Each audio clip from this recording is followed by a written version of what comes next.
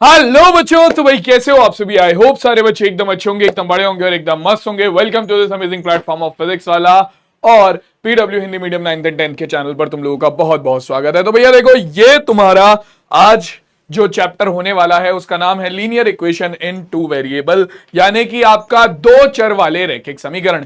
ये हमारा चौथा चैप्टर है जो कि हम दृष्टि सीरीज के मैथ्स के लेक्चर्स में कवर करने वाले हैं। पहला हमने संख्या पद्धति कवर करा, दूसरा बहुपद कवर करा, तीसरा हमने कवर करा हमारा निर्देशांक ज्यामिति और चौथा है आपका दो चर वाले रैखिक समीकरण। अब देखो ये लास्ट लेक्चर होगा, ठीक है। इसके बाद तुम्हारा मैथ्स वाला जो पार्ट है दृष्टि सीरीज का वो कंप्लीट हो जाएगा तुम्हारे हाफ ईयरली एग्जाम के सिलेबस के हिसाब से, ठीक है। मतलब ज्यादातर बच्चों ने जो बोला वो यहां तक के ही थे, ठीक है। और इसके बाद कोई नई सीरीज प्लान की जाएगी तुम लोगों के क्लास 9th के बच्चों के लिए, ठीक है। तो जल्दी उसका वेट करते रहना, इसी चैनल पर वो सीरीज आएगी। बाकी आज की क्लास हम शुरू करते हैं linear equation in two variable से, ठीक है।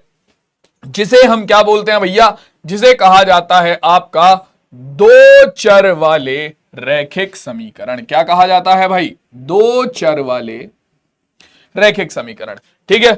अब ये तुम लोगों के एग्जाम की अगर मैं बात करूं तो सर ये हमारे एग्जाम में कितने मार्क्स का आ सकता है चैप्टर? तो भैया देखो, ये चैप्टर जो है वो तुम्हारे एग्जाम में आराम से 4 से 5 मार्क्स का आ सकता है, बहुत प्यार से, ठीक है। और अगर मान लो तुम्हारे पास आ जाता है आलेख वाला क्वेश्चन, ठीक है, कोई तुम्हारे पास आलेख बनाने को आ जाता है तुम्हारे एग्जाम में, तो भाई फिर तुम्हारी किस्मत और अच्छी हो जाएगी। फिर ये चैप्टर तुम्हारा 6 से 7 मार्क्स पे भी जा सकता है अगर आलेख वाला क्वेश्चन आता है पेपर में, तो नहीं तो 4 से 5 मार्क्स का तो पक्का आएगा, ठीक है। ज्यादा बड़ा चैप्टर है नहीं, बहुत छोटा सा चैप्टर है, ठीक है। कोई ज्यादा बड़ा या ज्यादा टफ इसमें हमारे पास करने के लिए नहीं है, ठीक है। ज्यादा बड़ा चैप्टर या फिर ज्यादा टफ चीजें हमारे पास इस चैप्टर में करने के लिए नहीं है, ठीक। ये बिल्कुल बेसिक है तुम्हारा दो चर वाले रैखिक समीकरण, बिल्कुल बेसिक है भाई ये, ठीक है। इसमें ज्यादा कुछ ऐसा नहीं होगा कि कुछ बहुत ज्यादा खतरनाक चीजें हैं जो कि तुम्हें करनी है, ठीक है। बहुत बेसिक चीजें हैं और ये जो बेसिक चीजें हैं भाई, ये तुम्हारे आराम से 1 मार्क्स वाले क्वेश्चन, 2 मार्क्स वाले क्वेश्चन और 3 मार्क्स वाले क्वेश्चन में आती है, सॉरी, ठीक है। तो शुरू करेंगे हम दो चर वाले रैखिक समीकरण से और मैं बिल्कुल बेसिक से ही तुम्हें सारी चीजें कराने वाला हूं, तो घबराने की जरूरत नहीं है, ठीक है। मैं तुम्हें बिल्कुल बेसिक से सारी चीजें बताऊंगा, ठीक है, कि हम क्या चीजें कवर कर रहे हैं, ठीक है। समीकरण क्या होती है, फिर रैखिक समीकरण क्या होती है, फिर दो चर वाली समीकरण क्या होती है, फिर दो चर वाली रैखिक समीकरण क्या होती है, फिर उसके हल क्या होते हैं, फिर भैया उन हल से आलेख कैसे बनता है। ये सारी ही चीजें हम आज की क्लास में डिस्कस करने वाले हैं, ठीक है। तो आई होप सारे बालक रेडी होंगे। पिछला क्लास जो आपका यहां पर रिकैप दिया हुआ था, रिकैप में हम ऑलरेडी निर्देशांक ज्यामिति खत्म कर चुके हैं। उसकी वीडियो जिस बालक ने नहीं देखी है वो देख सकता है, इसी चैनल पे मिल जाएगी तुम्हें, ठीक है। इसके अलावा आज की क्लास में ऑलरेडी मैं तुम्हें बता चुका हूं दो चर वाले रैखिक समीकरण, दो चर वाले रैखिक समीकरण का हल, फिर उनका आलेख सॉरी सॉरी हाँ, उसके बाद उन पर आधारित महत्वपूर्ण प्रश्न हम आज की क्लास में कवर करने वाले हैं, ठीक है। तो सारे बालक रेडी है, स्टार्ट किया जाए बिना किसी देरी के। तुम लोग चाहो तो लेक्चर को 1.5x की या फिर 1.25 की स्पीड पे देख सकते हो, ठीक है, ताकि तुम लोगों को अगर लग रहा हो कि सर थोड़ा जल्दी खत्म हो जाए तो 1.25 की स्पीड पे देख लेना। बाकी मैं कम से कम टाइम में तुम्हें सारे टॉपिक एक्सप्लेन करने की कोशिश करूंगा, ठीक है। तो हम चलते हैं सबसे पहले हमारा दो चर वाले रैखिक समीकरण के परिचय के ऊपर। अब देखो भाई, मैं परिचय की बात करता हूं यहां पर सबसे पहले, तो सबसे पहली चीज मेरे दिमाग में आती है कि सर समीकरण क्या होती है, ठीक है। समीकरण क्या होती है? तो हमारे पास ऐसी स्थिति या मैं बोलूं ऐसे बीजीय व्यंजक अगर आ जाएं, ठीक है, ऐसी स्थिति या ऐसे बीजीय व्यंजक हमारे पास आ जाएं जहां पर क्या हो भाई, जहां पर आपके पास एक LHS हो, यानी कि एक वाम पक्ष हो, और एक RHS हो, ठीक है, यानी कि एक दक्षिण पक्ष हो, और उन दोनों की तुलना करने के लिए दोनों के बीच में एक तुल्यता का चिन्ह हो, यानी कि एक तुलनात्मक चिन्ह हो, ठीक है, जो दोनों तरफ की तुलना कर रहा हो, तो हम उसे क्या बोलते हैं? समीकरण। फॉर एग्जाम्पल 2x + 5y = 7, एक LHS है एक RHS है, ठीक है, और दोनों का कंपैरिजन हो रहा है बराबर के चिन्ह से, ठीक है। दूसरा आपका 2x की घात 2 प्लस 7x प्लस 6 बराबर 0। एक LHS है, एक RHS है, दोनों के बीच में एक तुलनात्मक चिन्ह लगा हुआ है, तो हमारे पास क्या है, ये भी समीकरण है। आपका 7x की घात 5 प्लस 6y प्लस 7 या प्लस z बराबर 0। हाँ जी, तो ये भी हमारी समीकरण है। यहां पर एक LHS है, या फिर इधर मैं डाल देता हूं बराबर 9z माइनस 6y। हाँ जी, तो ये भी तुम्हारी एक समीकरण है। क्यों? क्योंकि यहां पर तुम्हारे पास एक LHS है, एक RHS है, और दोनों की तुलना करने के लिए एक बीच में चिन्ह है। ठीक है, तो समीकरण क्या होती है? समीकरण होती है भैया जिसमें आपके LHS हो, RHS हो और दोनों की तुलना करने के लिए चिन्ह हो। अब इन समीकरणों में क्या होता है? इन समीकरणों में चर और अचर होते हैं। ठीक है, जो कि सबसे ज्यादा इंपॉर्टेंट है। बिना चर और अचर के समीकरण बन ही नहीं सकती। चर और अचर क्या है सर? अब ये किस चिड़िया का नाम ले आए सर आप? चर और अचर। तो देखो भाई, चर हमारे वो पद होते हैं जिनका मान तुम्हें पता नहीं होता। फॉर एग्जाम्पल, मैं तुमसे बोलता हूं कि बताओ मेरी एज क्या है, मेरी एज क्या है, तो अब तुम्हें मेरी रियल एज नहीं पता। ठीक है, तो तुम क्या करोगे? तुम अंदाजा लगाओगे। ठीक है, तुम्हें पता नहीं है असली मान मेरी एज का, तो तुम क्या करोगे? तुम अंदाजा लगाओगे। कुछ बोलेंगे कि सर 22 साल के हैं, कुछ बोलेंगे कि सर 24 साल के हैं, कुछ बोलेंगे कि सर 45 साल के हैं। ठीक है, कुछ बोलेंगे कि सर भाई अभी 35 साल के हुए हैं। तो तुम लोग अंदाजा लगाओगे, तुम्हें एक्यूरेट एज नहीं पता है। ठीक है, और जब हमें किसी चीज के बारे में या किसी चीज का मान नहीं पता होता तो हम क्या करते हैं? हम उसे अपना चर मान लेते हैं। ठीक है, और यहां पर हमारे जो चर हैं उन्हें दर्शाया जाता है हमारे अंग्रेजी वर्णमाला के अक्षरों से। ठीक है, X Y Z A B C P Q R, इन सब से। ठीक है, इन सब से। ठीक है, तो अब जैसे कि मान लो तुमने कह दिया कि मेरी एज क्या है, तो मैंने मान लिया तुम्हें पता नहीं है मेरी एज क्या है, तो मैंने मान लिया माना मेरी एज यानी कि कमल सर की जो उम्र है वो x वर्ष है। ठीक है, अब जब तक हमें पता नहीं चलता कि भैया मेरी उम्र कितनी है, तब तक हम उसे x वर्ष मानकर चलेंगे। कितने वर्ष? x वर्ष मानकर चलेंगे। अब भैया तुम्हारा जो भी चीज ऐसी होती है जिनके मान तुम्हें पता नहीं होते, ठीक है, उन्हें हम हमारे चर बताते हैं। ठीक है, और चरों को हम अंग्रेजी वर्णमाला के अक्षरों से दर्शाते हैं, X Y Z A B C P Q R. और हमें यह भी पता है कि जब से हमारी जिंदगी में ये आए हैं तब से ही हमारी जो मैथ्स है उसने हमारे सर में दर्द करना शुरू करा है। वरना उससे पहले तो बढ़िया थी। दो संख्याओं को जोड़ो, दो संख्याओं को घटाओ, दो संख्याओं की गुणा करो, दो संख्याओं को भाग करो, यही चल रहा था, मजा आ रहा था 5th क्लास तक। छठी में पता नहीं कहां से ये आ गए, है ना, यही हुआ। तो भैया देखो अब आ गए तो पढ़ना तो पड़ेगा ही। ठीक है, अब वहीं पर हमारे अचर पद कौन से होते हैं? अचर पद वो होते हैं जिनका मान जो है भैया वो बदलता नहीं है, बिल्कुल फिक्स मान रहता है, जैसे तुम्हारी स्पीड ऑफ लाइट। ठीक है, आपकी क्या जो भैया आपका ध्वनि की चाल है या फिर आपकी जो रोशनी की चाल है वो क्या है? वो फिक्स है। ठीक है, तो वो क्या है? वो तुम्हारे अचर हो गए, वो तुम्हारे अचर हो गए। ठीक है, क्या हो गए?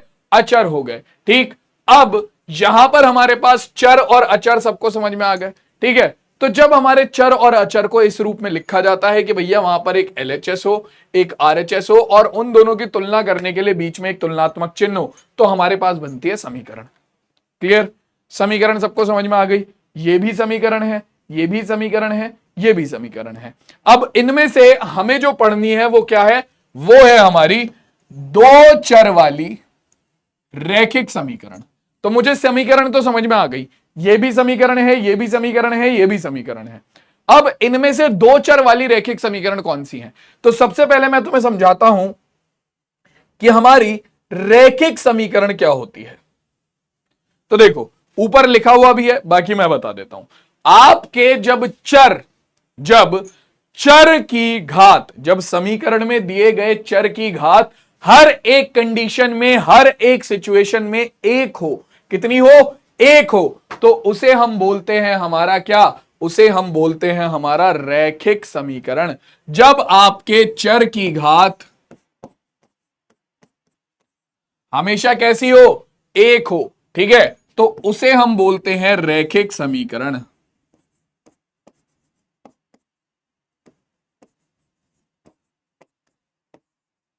ठीक, अलग अलग एग्जाम्पल लिख रहा हूं मैं।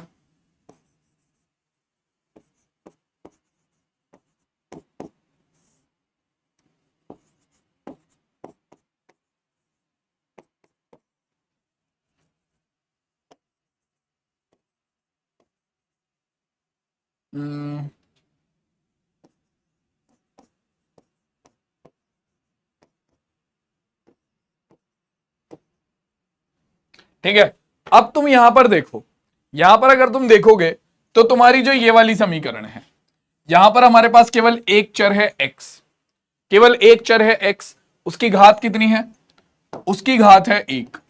ठीक है, तो ये जो समीकरण है ये तुम्हारी रैखिक समीकरण है। ठीक है, ये क्या है, ये तुम्हारी एक रैखिक समीकरण है। क्यों? क्योंकि यहां पर चर की घात 1 है। चलो अगली समीकरण चेक करें, यहां पर हमारे पास दो चर हैं u और v। ठीक है, और दोनों ही चरों की घात कितनी है, दोनों ही चरों की घात 1 है। क्योंकि अगर किसी भी संख्या की घात 1 होती है, किसी भी चर की घात 1 होती है, तो वही चर आ जाता है।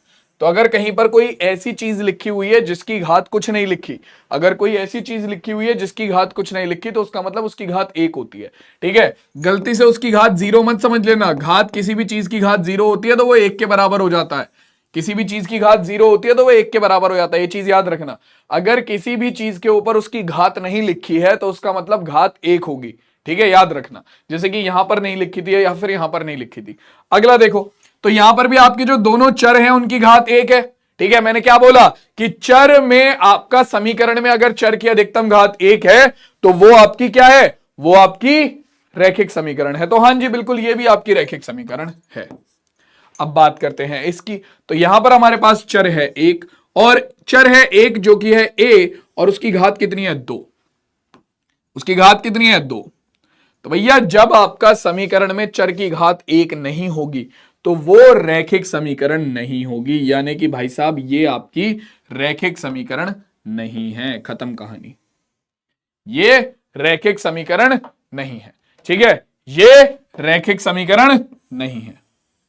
समझ में आ गया? क्यों? क्योंकि यहां पर चर की घात जो है वो 1 नहीं है, वो 2 है, तो इसीलिए रैखिक समीकरण नहीं है। अब बात करते हैं यहां पर, तो देखो भैया इसे अगर मैं लिखना चाहूं तो इसे मैं ऐसे लिखूंगा 11p प्लस 7q और प्लस का 2p स्क्वायर इधर आकर माइनस का 2p स्क्वायर हो गया बराबर 0। ठीक है, अब अगर तुम देखो तो यहां पर हमारे पास चर कितने हैं, चर है हमारे पास p q और फिर से p।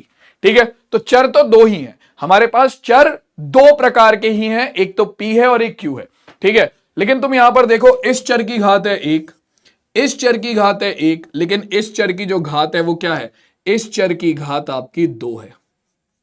और मैंने क्या बोला था, मैंने बोला था रैखिक समीकरण होने के लिए समीकरण में चर की घात सदैव 1 होनी चाहिए। ठीक है, मतलब अधिकतम घात सदैव 1 होनी चाहिए, 1 से ज्यादा घात नहीं होनी चाहिए। लेकिन यहां तो 1 से ज्यादा घात है, यहां तो 2 आ रही है, तो इसका मतलब भैया ये भी तुम्हारी रैखिक समीकरण नहीं होगी, सीधी सी बात है।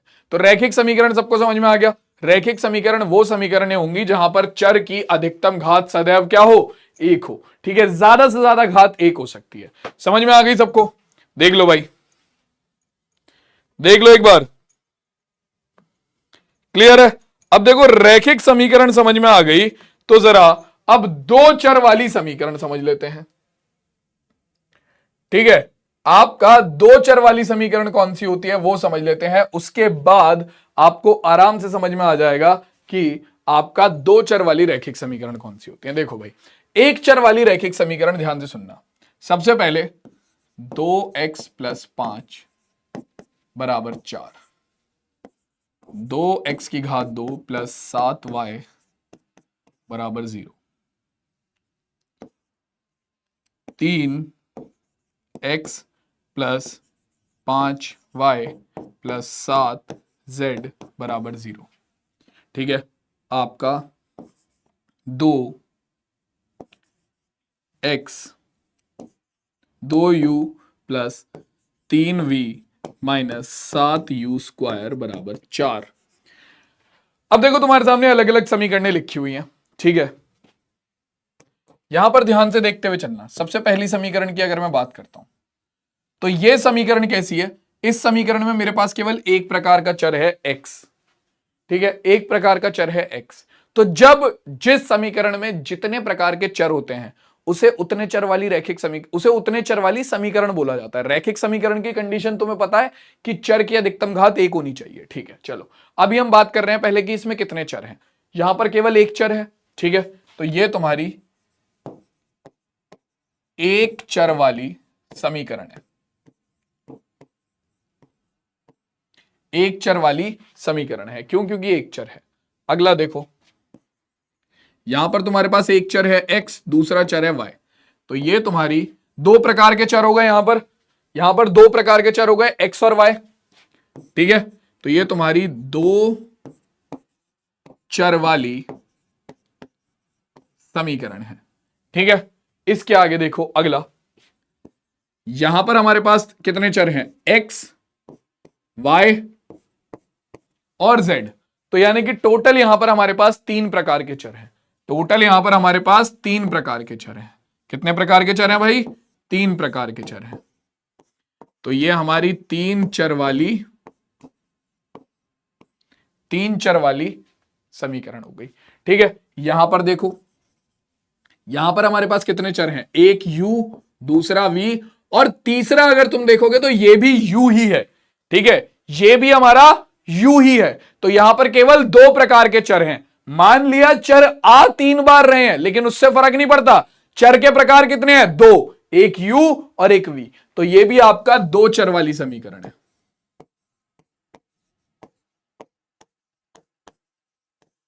ठीक है। तो अब आपको यह समझ में आ गया कि भैया एक चर वाली समीकरण, दो चर वाली समीकरण, तीन चर वाली समीकरण कौन सी होती हैं। किसी समीकरण में जितने प्रकार के चर होते हैं, ठीक है, वो उतने चर वाली समीकरण हो जाती है। जैसे कि यहां पर केवल एक प्रकार का चर था x, तो ये एक चर वाली समीकरण हो गई। यहां पर दो प्रकार के चर थे x और y, तो दो चर वाली समीकरण हो गई। यहां पर तीन प्रकार के चर थे x, y, z, तो तीन चर वाली समीकरण हो गई। चौथे में केवल दो प्रकार के चर थे u और v, तो ये दो चर वाली समीकरण हो गई। अब इसमें अगर मैं देखूं सबसे पहली वाली समीकरण को, यहां पर हमारे पास केवल एक प्रकार का चर है, इसीलिए ये एक चर वाली समीकरण है। और उस चर की घात कितनी है?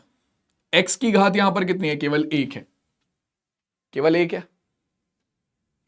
रैखिक समीकरण कौन सी होती थी? जिनमें चर की घात अधिकतम कितनी हो? एक हो। तो यहां पर चर की घात कितनी है? एक है। तो ये तुम्हारी कौन सी समीकरण है? ये तुम्हारी रैखिक समीकरण है।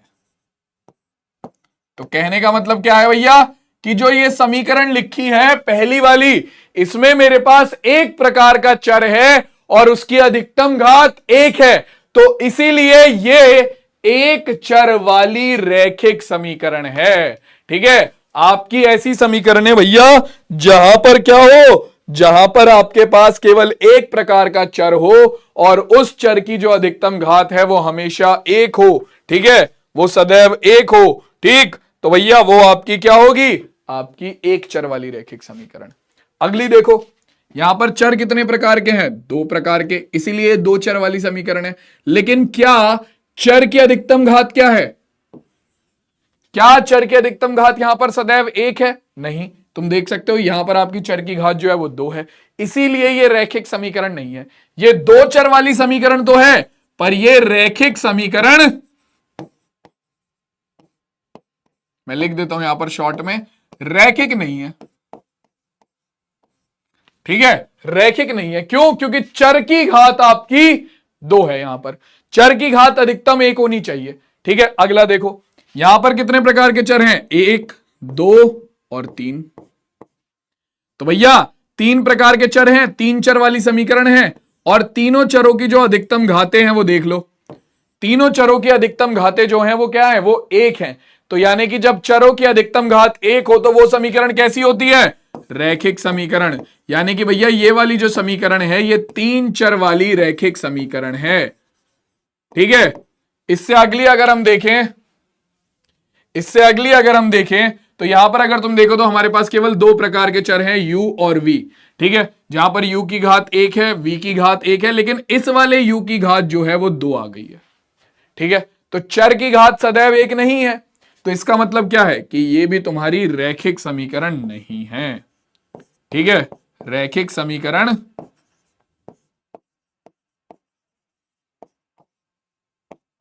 नहीं है, सिंपल सी बात है। तो भैया एक चर वाली रैखिक समीकरण कौन सी होंगी? जिसमें हमारे पास एक प्रकार का चर हो और उसकी घात एक हो। या फिर मैं बोलूं सबसे पहले कि भैया आपका एक चर वाली समीकरण कौन सी होंगी? एक चर वाली समीकरण होंगी वो समीकरणें जिनमें केवल एक प्रकार का चर हो। दो चर वाली समीकरणें कौन सी होंगी? जिनमें दो प्रकार के चर हो। तीन चर वाली समीकरणें जिनमें तीन प्रकार का चर हो। ठीक है, अब रैखिक समीकरणें कौन सी हैं? रैखिक समीकरणें कौन सी हैं? वो समीकरणें जिनमें चर की घात अधिकतम एक हो। ठीक है, तो अब तुम्हें क्या पढ़ना है? तुम्हें क्या पढ़ना है? तुम्हें पढ़ना है दो चर वाली रैखिक समीकरण, है ना?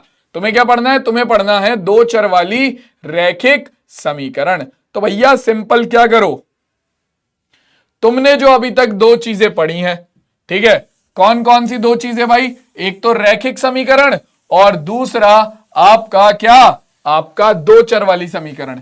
उन दोनों के कॉन्सेप्ट को उठाकर इकट्ठा एक जगह पर रख दो, तो तुम्हारे पास क्या बन जाएंगी?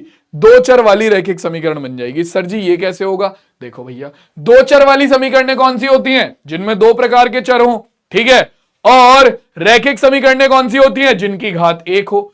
तो यानी कि ऐसी सारी समीकरणें जिनमें आपके दो प्रकार के चर हो और दोनों चरों की जो अधिकतम घात है, यानी कि जो घातांक है, जो घात का नंबर है, वो क्या हो? वो एक हो। तो आपके दोनों के दोनों समीकरणें दो क्या हो जाएंगी? आपकी वो समीकरण जो है वो दो चर वाली रैखिक समीकरण हो जाएगी। फॉर एग्जाम्पल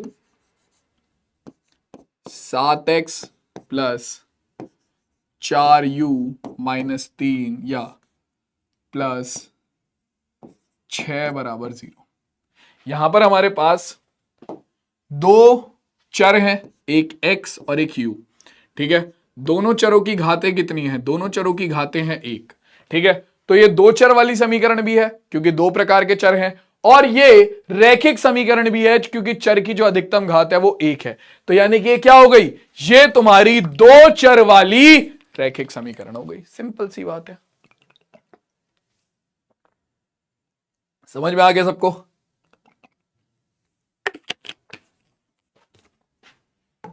आ जाओ और दिखाता हूं। देखो भाई, मान लो तुम्हारे पास ये है -√2 y प्लस 6v प्लस या -7 बराबर 0। ठीक है, यहां पर क्या है? यहां पर क्या है? हमारे पास दो चर हैं, एक u मतलब एक y और v। दोनों ही चरों की घात कितनी है? दोनों ही चरों की घात है एक। ठीक है, हमें फर्क नहीं पड़ता, हमें फर्क नहीं पड़ता कि इन चरों की गुणा में क्या है। ठीक है, हमें फर्क नहीं पड़ता कि इन चरों की गुणा में क्या है। ठीक है, हमें केवल चर की घात देखनी है। हमारे पास दो प्रकार के चर हैं, दोनों चरों की घात एक है। ठीक है, हमारे पास दो प्रकार के चर हैं, दोनों चरों की घात एक है। ये जो रूट है ये केवल दो के ऊपर है, y के ऊपर नहीं है। अगर ये y के ऊपर भी होता तो फिर y की घात 1/2 हो जाती। फॉर एग्जाम्पल मान लो मैं समीकरण ऐसे ले लेता, 2y प्लस 6v माइनस 7 बराबर 0। ठीक है, तो अब यहां पर जो है ये रूट जो है ये y के ऊपर भी है, तो इस केस में क्या होगा? ये बन जाएगा √2 y की घात 1/2 प्लस 6v की v माइनस 7 बराबर 0। ठीक है, क्योंकि हमें पता है कि किसी भी संख्या के ऊपर अगर स्क्वायर रूट है तो उसका मतलब क्या होता है? उसका मतलब होता है उस संख्या की घात 1/2। ठीक है, तो यहां पर y के ऊपर स्क्वायर रूट था तो यानी कि y की घात 1/2 हो गई। अब क्योंकि आपकी चर की घात जो है वो क्या है? वो 1/2 है, जो कि रैखिक आपका समीकरण नहीं बना सकती, क्योंकि रैखिक समीकरण में चर की घात एक होनी चाहिए। ठीक है, तो यहां पर आपकी चर की घात 1/2 है, तो भैया ये तो दिक्कत वाली बात है, ये तो दिक्कत वाली बात है। तो आपका क्या हो गया भैया? इसीलिए बोला जाता है सिंपल कि भाई आप इस केस में अपना ये एक रैखिक समीकरण नहीं होगी। क्यों? क्योंकि भैया चर की घात जो है वो सदैव एक होनी चाहिए। ठीक है, चर का घातांक सदैव एक होना चाहिए। समझ में आ गया है सबको? समझ में आ गया सबको? चलो जी, अब देखो, अब हम इसे एक तरीके से और कह सकते हैं कि भैया देखो, कोई भी समीकरण अगर ax plus B Y plus C बराबर 0 के रूप में है, ठीक है, जो भी समीकरण तुम्हारी ax plus B Y plus C बराबर 0 के रूप में होगी, ठीक है, वो समीकरण कैसी होगी? वो तुम्हारी दो चर वाली रैखिक समीकरण होगी, क्योंकि यहां पर तुम्हारे पास, मैं लिख भी देता हूं अलग से, जहां x व y चर हैं, ठीक है, और आपका a b व c आपकी वास्तविक संख्याएं हैं। कैपिटल आर का मतलब रियल नंबर यानी कि वास्तविक संख्याएं, और आपका a का मान जो है वो 0 के बराबर नहीं है। ठीक है, क्यों भैया? क्योंकि अगर a का मान 0 हो गया तो 0 गुणा x हो जाएगा 0। हमारे पास समीकरण बनेगी बी वाई प्लस सी बराबर 0, जहां पर हमारे पास केवल एक चर होगा जो कि y है। ठीक है, और वो तो एक चर वाली रैखिक समीकरण हो जाएगी जिसमें हमारे पास केवल एक ही चर होता है। ठीक, तो इसीलिए भैया आपका जो भी ये समीकरण है, जो भी समीकरण आपका ax plus B Y plus C बराबर 0 के रूप की होगी, वो समीकरण आपका क्या हो जाएगी? आपका वास्तविक, सॉरी, दो चर वाली रैखिक समीकरण हो जाएगी। ठीक है, अब ये जो ए बी सी है ये क्या है? ये तुम्हारे आपके जो चर हैं दोनों, उनके गुणांक है। ठीक है, उनके गुणांक है। फॉर एग्जाम्पल अगर मैं तुमसे यहां पर बोलूं तो तुम्हारा x का गुणांक क्या है? x की गुणा में जो पद है, जैसे x का गुणांक यहां पर 7 है, तो यानी कि a का मान 7 हो गया। y का, यहां पर u का गुणांक कितना है? u का गुणांक है प्लस के 4। ध्यान रखना, आपके जो चर के जो गुणांक होते हैं वो हमेशा चिन्ह के साथ लिए जाते हैं। तो b का मान हो गया आपका 4, और आपका अचर पद हो गया कितना? 6। c हो गया आपका 6। ऐसे यहां पर तुम देखोगे y का गुणांक कितना है? y का गुणांक है माइनस के रूट 2। हमेशा याद रखना, गुणांक जो है वो चिन्ह के साथ लिए जाते हैं। यहां पर सब प्लस के थे तो हमने प्लस के लिए, यहां पर आपके माइनस के हैं तो a हो गया आपका माइनस रूट 2, b हो गया कितना? प्लस का 6, और अचर पद कितना हो गया आपका? -7। ठीक है, याद रखना इस चीज को। ठीक है, तो गुणांक सबको समझ में आ गए। दो चर वाली रैखिक समीकरण क्या होती है सबको समझ में आ गई। कोई भी समीकरण जो ax plus B Y plus C बराबर 0 के रूप की है, जहां पर a b c आपकी वास्तविक संख्याएं हैं और a जो है वो आपका 0 के बराबर नहीं है, ठीक है, वो सारी समीकरणें आपकी दो चर वाली रैखिक समीकरण होंगी। या फिर हम ऐसे भी बोल सकते हैं कि वो समीकरणें भैया जिनके अंदर क्या हो? जिनके अंदर आपका दो प्रकार के चर हो, दोनों चरों की जो घात है वो एक हो, ठीक है, तो उसे हम हमारा दो चर वाले रैखिक समीकरण बोलते हैं। समझ में आ गया सबको ये? समझ में आ गया सबको ये? बहुत बढ़िया। अब चलते हैं आगे, एक दो क्वेश्चन देखते हैं और फिर आगे बढ़ते हैं। देखो क्या कह रहा है, कह रहा है निम्न में से कौन समीकरण है? तो देखो यहां पर इनमें से कौन सी समीकरण है, बहुत ही बेसिक क्वेश्चन है। तो हमें पता है समीकरण में एक वाम पक्ष होता है, यानी कि एक LHS होता है, एक RHS होता है, और उन दोनों की तुलना करने के लिए एक चिन्ह होता है, जो कि मुझे साफ साफ दिख रहा है केवल एक ही ऑप्शन में है। कौन सा? Option number A. तो ऑप्शन नंबर ए हमारी एक समीकरण होगी, ये हमारे इस क्वेश्चन का करेक्ट आंसर हो जाएगा। चमका कि नहीं चमका, जल्दी से बताओ। बहुत बढ़िया, आगे बढ़ते हैं। अब देखो, अब यहां पर यह हमसे कह रहा है कि निम्नलिखित समीकरणों को ax plus B Y plus C बराबर 0 के रूप में लिखिए और अपना a b c का मान ज्ञात कीजिए। फॉर एग्जाम्पल तुम्हारे सामने ये समीकरण है, ठीक है, तो हमें क्या करना है, इस समीकरण को हमें ax plus B Y plus C बराबर 0 के रूप में लिखना है और उसके बाद a b c का मान बताना है। जैसे कि देखो, 2x प्लस 3y बराबर कितना है? 4.37 के। ठीक है, इस 4 दशमलव, क्योंकि हमें पता है कि बराबर के दूसरी साइड RHS की साइड क्या आना चाहिए? 0 आना चाहिए। तो उधर 0 लाने के लिए हम क्या करेंगे? इसे उठाकर इधर ले आएंगे, तो हमारे पास आ जाएगा 2x प्लस 3y प्लस का 4.37, इधर आकर माइनस का 4.37 हो गया। बराबर में क्या बचा? बराबर में बचा 0। ठीक है, अब क्या करेंगे भाई? देखो, इसे मैं ऐसे भी तो लिख सकता हूं, अगर तुम चाहो तो डायरेक्ट इसकी अभी तुलना कर दो। किससे? ax plus B Y plus C बराबर 0 से। नहीं तो तुम चाहो तो इसे ऐसे भी लिख सकते हो। कैसे भाई?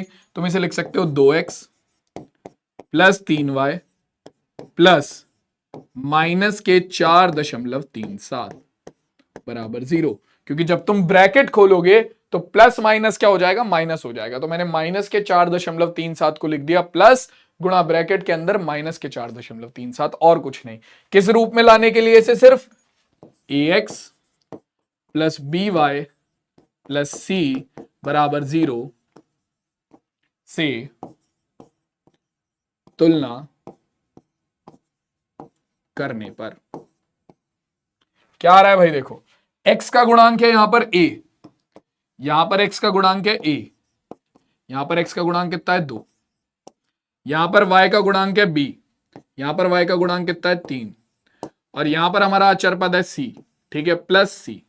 यहां पर हमारा अचर पद कितना है? प्लस ब्रैकेट के अंदर माइनस के 4.37। तो इसीलिए मेरे लल्लू लाल, जो आपके गुणांक होते हैं वो हमेशा चिन्ह के साथ लिए जाते हैं। ये चीज समझाने के लिए मैंने तुम्हें इसे ऐसे लिखा था, ठीक है, वरना तुम डायरेक्टली इसके बाद भी ये लिख सकते थे, ठीक है। तो सबको समझ में आ गया कि दो चर वाली रैखिक समीकरण क्या होती है और उनकी तुलना करके ए बी सी का मान कैसे निकाला जाता है? सबको क्लियर है अब? चलो बहुत बढ़िया, आगे बढ़ते हैं। अब देखते हैं एक और क्वेश्चन। ये देखो, ये रहा, कह रहे हैं कि निम्नलिखित समीकरणों को A X plus B Y plus C बराबर 0 के रूप में व्यक्त कीजिए और ए बी सी का मान ज्ञात कीजिए, ठीक है। फिर वही क्वेश्चन है, शुरू करते हैं बहुत जल्दी से। हमें दिया हुआ है कितना? हमें दिया हुआ है हमारा x बराबर 3y, प्लस का 3y दूसरी तरफ जाएगा, माइनस का 3y हो जाएगा बराबर में 0 के। अब तुम कहोगे कि भैया यहां पर sir ax plus B Y plus C तो नहीं आया हमारे पास। क्या हुआ? ax plus B Y plus C तो नहीं आया हमारे पास। क्यों? देखो भाई, 3y प्लस सी की जगह पर हम क्या ले लेंगे? 0 ले लेंगे, ठीक है। प्लस सी की जगह पर मैंने क्या ले लिया? 0 ले लिया। क्यों? क्योंकि यहां पर सी का कोई मान नहीं था, तो मैंने यहां पर क्या करा? सी की जगह पर 0 ले लिया। अब मुझे क्या मिल जाएगा? देखो भाई, अब मुझे मिल जाएगा, तुम्हारा तुलना करेंगे, यहां पर x की गुणा में कुछ नहीं है, x की गुणा में कुछ नहीं है, मतलब क्या होगा? x की गुणा में होगा 1, ठीक है। x की गुणा में कुछ नहीं है मतलब 1 होगा, क्योंकि 1 गुणा x x हो जाएगा। अब इसकी तुलना करो जरा, ax plus B Y plus C बराबर 0 से, तो a का मान क्या होगा? x का गुणांक जो कि है 1, b का मान क्या होगा आपका? y का गुणांक जो कि है माइनस के 3, और c क्या होगा? अचर पद जो कि है 0, ठीक है। तो इस तरीके से आप क्या कर सकते हो? किसी भी दो चर वाली रैखिक समीकरण को पहचान सकते हो। समझ में आ गया सबको? समझ में आ गया सबको? देखो, आपकी जो एक चर वाली समीकरणें हैं, आपकी जो एक चर वाली समीकरणें हैं, फॉर एग्जाम्पल मैंने एक और क्वेश्चन लिया, मान लो ये रहा, ठीक है, आपका 2x बराबर 3 को ax plus B Y plus C बराबर 0 के रूप में व्यक्त करें, ठीक है। यहां पर एक चीज ध्यान रखना, जो भी आपकी व्यापक रूप होता है, ठीक है, सॉरी मैंने यहां पर गलती से लिख दिया था कि a 0 नहीं होना चाहिए, जबकि हमें लिखना क्या चाहिए? हमें लिखना चाहिए कि a व b एक साथ 0 नहीं होने चाहिए, एक साथ 0 ना हो, ठीक है। a और b आपके एक साथ 0 नहीं होने चाहिए, क्योंकि अगर ये दोनों एक साथ 0 हो गए तो a गुणा x, सॉरी 0 गुणा x प्लस 0 गुणा y कितना हो जाएगा? 0 प्लस सी, 0 प्लस सी कितना आ जाएगा? c बराबर 0 हो जाएगा। तो यहां पर तो आपके चर बचे ही नहीं, तो दो चर वाली रैखिक समीकरण कहां बचेगी? ठीक है, तो भैया आपका a और b एक साथ 0 नहीं होना चाहिए। अब अगर तुम इस क्वेश्चन में देखो तो यहां पर तुम इस समीकरण को कैसे इस रूप में ला सकते हो? सबसे पहले वो देखो, तुम्हारा 2x प्लस का जो 3 है इधर आकर -3 हो जाएगा बराबर 0, ठीक है। अब x का गुणांक तो है लेकिन y का गुणांक नहीं है, तो हम क्या करेंगे? हम इस समीकरण को लिख देंगे 2x प्लस 0 गुणा y -3 बराबर 0, है ना। जिस चर का गुणांक यहां पर नहीं है उस चर की गुणा में 0 लेकर हमने लिख दिया, क्योंकि 0 गुणा y हो जाएगा 0, 0 -3 हो जाएगा -3, तो 2x प्लस 0y -3 का मान हल करने पर 2x -3 ही आएगा, 3 ही आएगा, सॉरी। अब इसकी तुलना कर दो आप किससे? ax plus B Y plus C बराबर 0 से, तो तुम्हें x का गुणांक मिल जाएगा यहां से कितना? x का गुणांक हो गया a जो कि है 2, y का गुणांक हो गया b जो कि है 0, और अचर पद है c जो कि है -3, ठीक है। तो abc का मान मिल गया हमें आराम से, ठीक है। क्लियर हो गई बात ये सबको? आ गया समझ में? चलो जी, तो अब देखो दो चर वाले रैखिक समीकरण का बेसिक तो मैंने एक्सप्लेन कर दिया। अब हम आ जाते हैं कि दो चर वाले रैखिक समीकरण बनते कैसे हैं। ठीक है, और ये बहुत इंपॉर्टेंट है भाई। ठीक है, दो चर वाले रैखिक समीकरण बनाना बहुत ज्यादा जरूरी है, क्योंकि तुम्हारे पास अगर क्वेश्चन आया 3 या 4 नंबर में, तो वो ऐसे ही आएगा कि तुम्हें एक कंडीशन दे दी जाएगी और तुमसे बोलेगा कि इस कंडीशन से, इस सिचुएशन से एक दो चर वाली रैखिक समीकरण बनाओ, और उसके बाद उसका या तो आलेख बनाओ और या फिर हल ज्ञात करो। ठीक है, तो भाई देखो अब इसमें करना क्या है। सबसे पहले हमें समीकरण बनाने के लिए तुम लोगों को पता है क्या चाहिए, एलएचएस आरएचएस। और उस एलएचएस आरएचएस में क्या आता है, उस एलएचएस आरएचएस में आते हैं चर। तो हमें सबसे पहली चीज क्या चाहिए, हमें चाहिए चर। क्या चाहिए भाई, चर।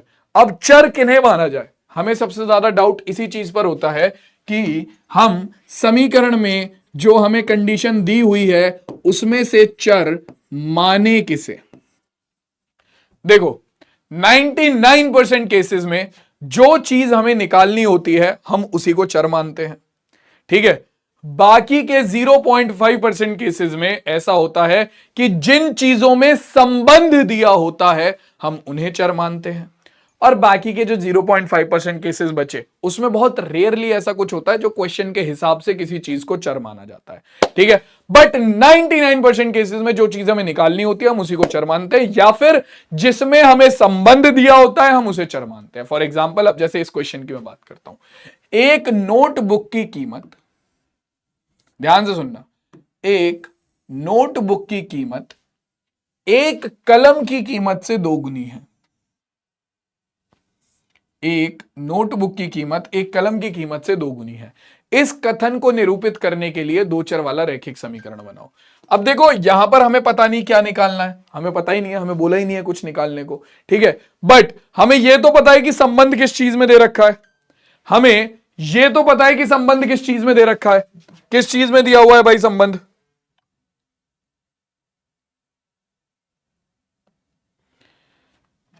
बताओ भाई, बताओ।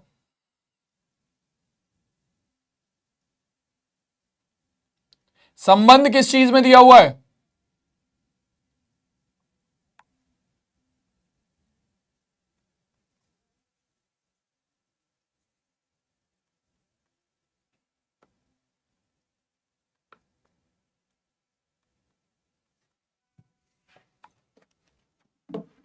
हाँ भाई। तो अगर हम यहां पर देखें तो हमें संबंध दिया हुआ है एक नोटबुक की कीमत में और एक कलम की कीमत में।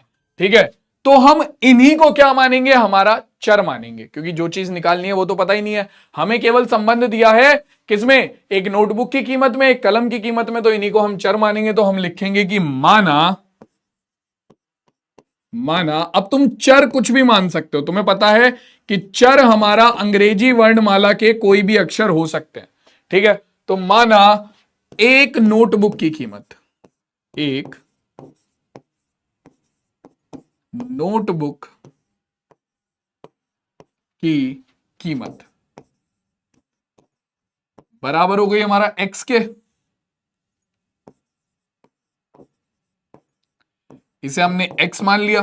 तुम चाहो तो यू वी डब्ल्यू जो मानना चाहो वो मान लो, मुझे दिक्कत नहीं है। ठीक है, तुम इसे आर एस टी जो मानना चाहो मान लो। ठीक है, अंग्रेजी वर्णमाला का कोई भी अक्षर मान लो इसे। और दूसरा, एक कलम की कीमत,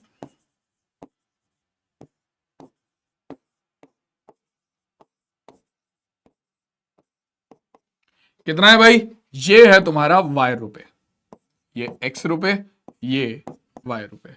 ठीक है, तो अब तुम इन्हें चाहे एक्स और वाई मानो, चाहे तुम इन्हें पी क्यू मानो, चाहे आर एस मानो, जो तुम्हारा मन है वो मान लो, मुझे कोई दिक्कत नहीं है। ठीक है, अब इन्होंने जो कंडीशन दी हुई है उसे लिख लो। देखो अभी तुम शुरू कर रहे हो पहले पहले, तो तुम चाहो तो कंडीशन को हिंदी में लिख सकते हो पहले और उसके बाद समीकरण के रूप में। जैसे कि इन्होंने क्या दिया है, इन्होंने दिया है कि एक नोटबुक की कीमत, तो एक नोटबुक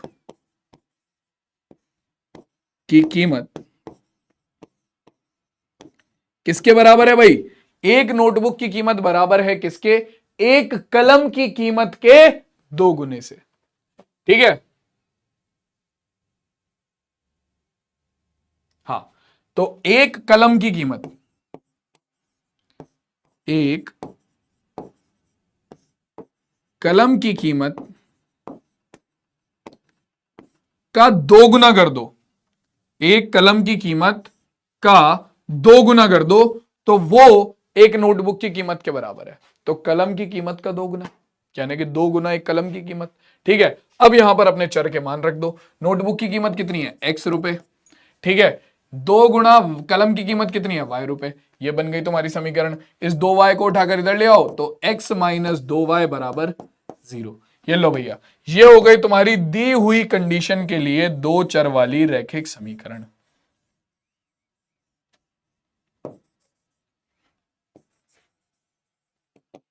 ठीक है, तो इस तरीके से हम कोई भी एक कंडीशन को दो चर वाले रैखिक समीकरण में बदल सकते हैं। सबसे पहले हम क्या देखेंगे, सबसे पहले हम देखेंगे कि हमारा जो क्या होता है, सबसे पहले हम देखेंगे कि हमें संबंध किस में दिया हुआ है। ठीक है, सबसे पहले हम देखेंगे कि हमें संबंध किस में दिया हुआ है। उसके बाद हम क्या देखेंगे, उसके बाद देखेंगे कि भैया जो संबंध दिया हुआ है उन्हें हम चर मान ले। ठीक है, उन्हें हम चर मान ले। और उसके बाद जो कंडीशन दी हुई है उस कंडीशन को आराम से हम चाहे तो लिख सकते हैं या डायरेक्ट समीकरण भी बना सकते हैं।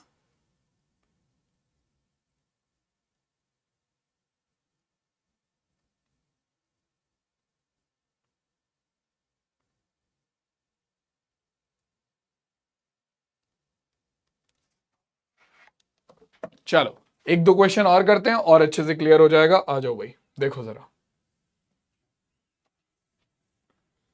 यहां पर हमसे क्वेश्चन क्या कहता है कि एक नगर में टैक्सी का किराया पहले किलोमीटर के लिए 8 रुपए है। उसके बाद आपका हर किलोमीटर के लिए कितने रुपए किराया लगता है, 5 रुपए लगता है। यदि तय की गई दूरी x किलोमीटर है और आपका कुल किराया y रुपए है तो इसे एक रैखिक समीकरण बनाओ। अब देखो इन्होंने तो हमारे लिए चीजें आसान कर दी हैं, चर हमें दे ही दिए हैं।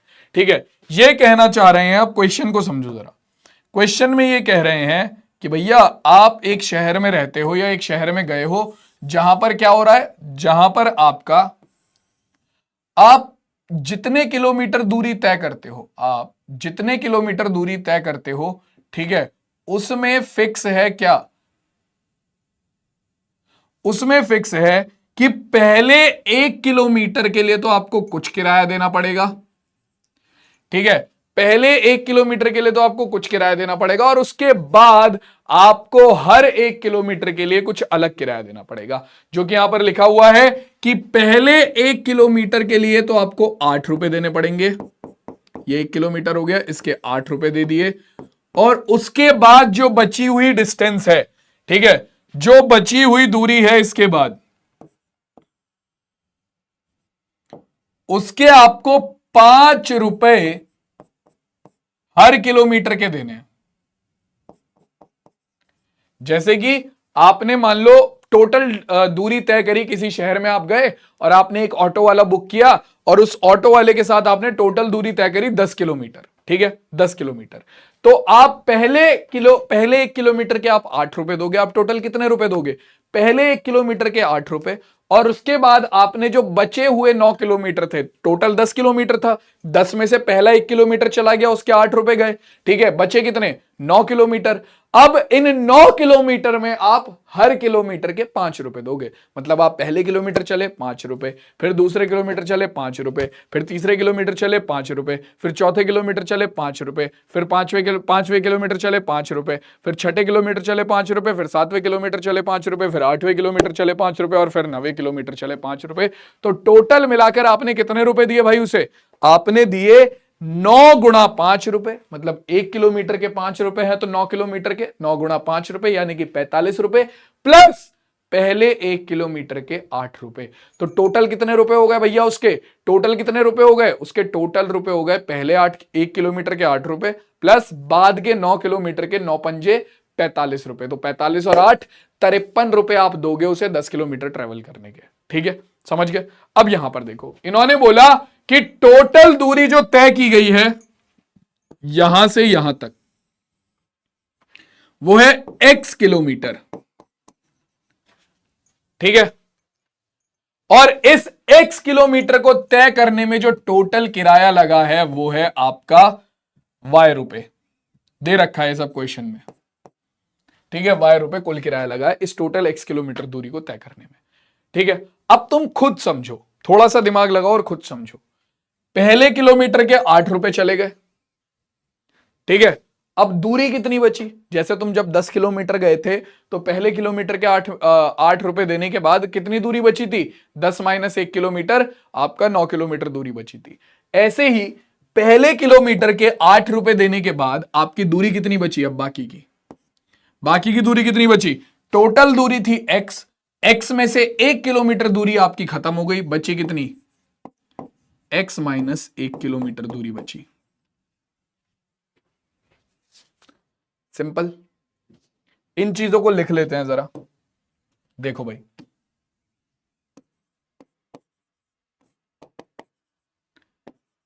पहले किलोमीटर का किराया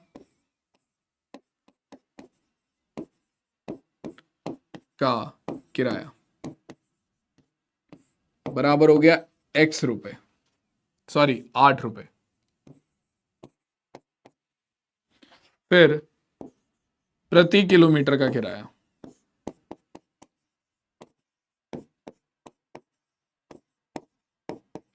तो ये है आपका 5 रुपए प्रति किलोमीटर। ठीक है, उसके बाद कुल दूरी,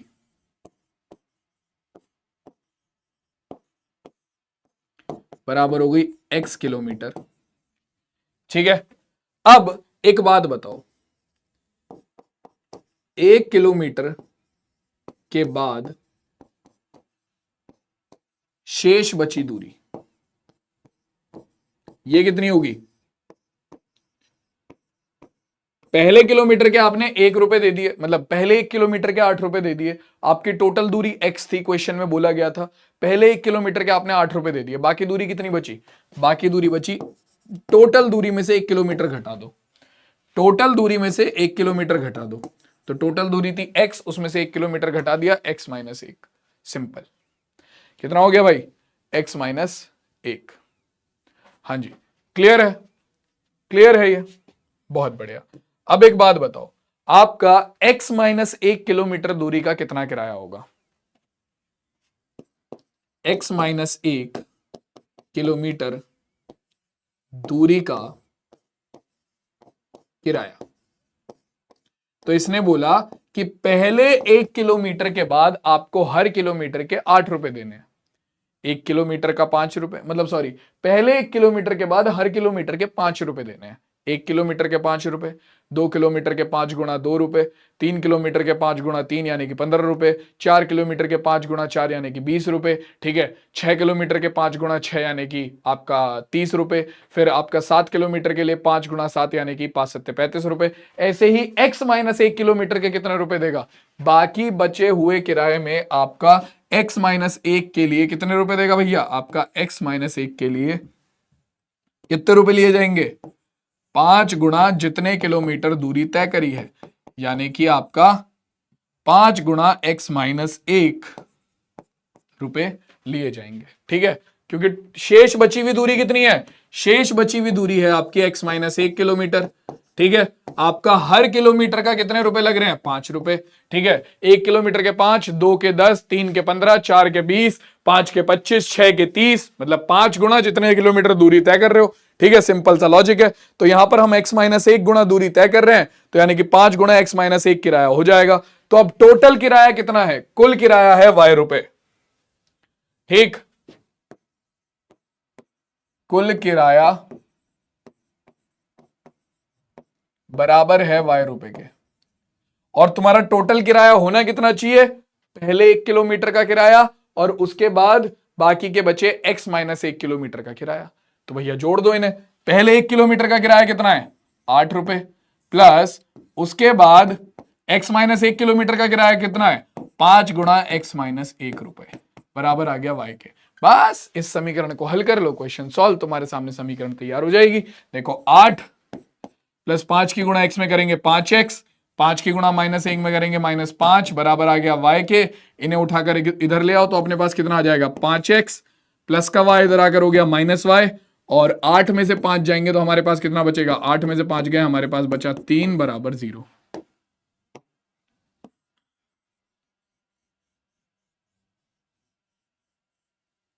ये लो भाई, ये हमारे इस क्वेश्चन का आंसर है। खत्म बात। ये हमारे इस क्वेश्चन का आंसर है। एक बार क्वेश्चन पढ़ लो, फिर समझने की कोशिश करो, फिर हम आगे बढ़ते हैं।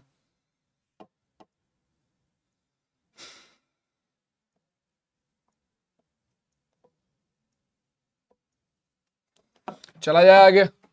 देखो भाई, चलो बहुत बढ़िया। अब आ जाते हैं हम किस पर, देखो अगला क्वेश्चन देखते हैं। मतलब सीधा अब हम चलते हैं दो चर वाले रैखिक समीकरण के हल की तरफ। ठीक है, दो चर वाले रैखिक समीकरण के हल की तरफ। तो किसी भी समीकरण का हल क्या होता है?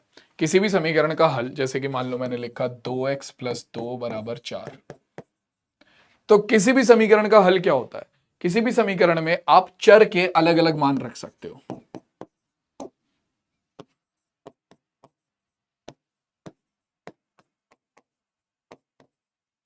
ठीक है, जैसे कि इस समीकरण में मैं चर के 3 मान रखता हूं, तो मेरे पास क्या आएगा?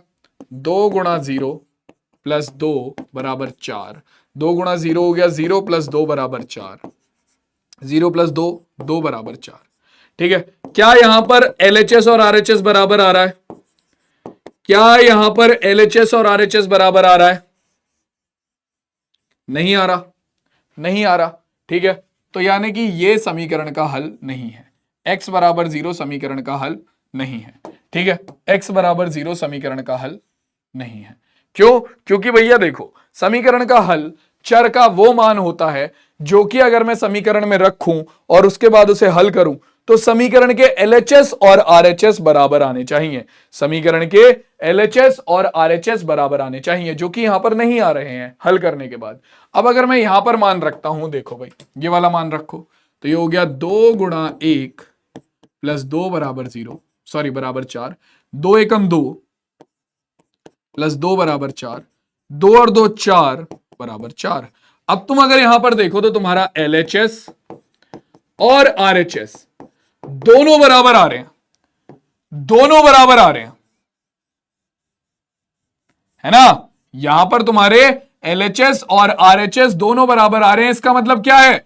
इसका मतलब है कि तुम्हारा x = 1 जो है वो इस समीकरण का हल है। तो समीकरण का हल क्या होता है? चर का वो मान जो कि समीकरण में बदलने पर समीकरण को संतुष्ट कर दे, यानी कि LHS और RHS को बराबर ले आए, उसे समीकरण का हल बोलते हैं। ठीक है, x = -1/2 रख कर देखो जरा, तो यह आएगा 2 × -1/2, ठीक है, +2 = 4 के। ठीक है, 2 की गुणा -1 में करेंगे तो -2/2 +2 = 4 के। 2 एकम 2, 2 एकम 2, तो हमारे पास कितना आ गया? -1/1 यानी कि -1 +2 = 4 के। तो 2 - 1 कितना हो गया? 2 - 1 हो गया बराबर किसके? आपका 2 - 1 हो गया 1, बराबर आ रहा है 4 के। तो यहां पर भी LHS और RHS बराबर नहीं है, तो यानी कि ये भी तुम्हारा दो चर वाले रैखिक समीकरण का हल नहीं है। ठीक है, दो चर वाले रैखिक समीकरण का हल मतलब किसी भी समीकरण का हल, अभी दो चर वाले रैखिक समीकरण पे तो पहुंचा ही नहीं मैं। ठीक है, किसी भी समीकरण का हल क्या होता है? चर का वो मान होगा जो कि आपका चर में प्रतिस्थापित करने पर या फिर चर में बदलने पर क्या कर दे? आपका समीकरण को संतुष्ट कर दे, LHS और RHS को बराबर ले आए। ठीक है, वो आपका समीकरण का हल होता है। समझ में आया सबको? समझ में आया सबको?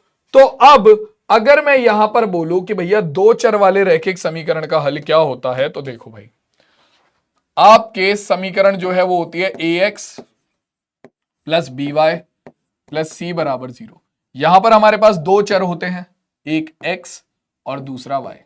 तो जो समीकरण के हल आते हैं वो क्या आते हैं?